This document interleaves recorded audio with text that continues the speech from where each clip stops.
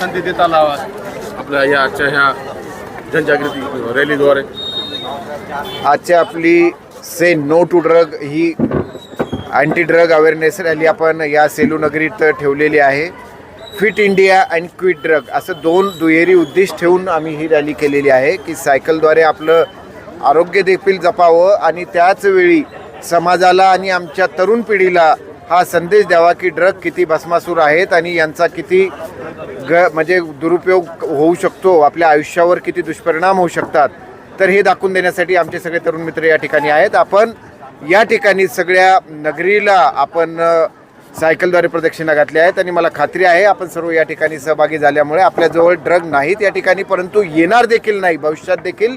आणि आम्ही फक्त अवेअरनेस करूनच थांबणार नाही आहोत. आम्ही आमच्या पोलिसांची जी कारवाई आहे ती कठोर कारवाईचे धोरण आम्ही या ठिकाणी राबवणार आहोत.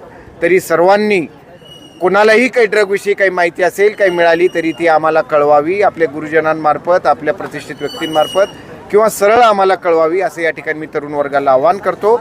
आणि आम्ही या ठिकाणी प्रण करतो, आम्ही प्रतिज्ञा देखील घेतली आहे की आम्ही या नशामुक्त सेलू, नशामुक्त परभणी, नशामुक्त भारत करूयात.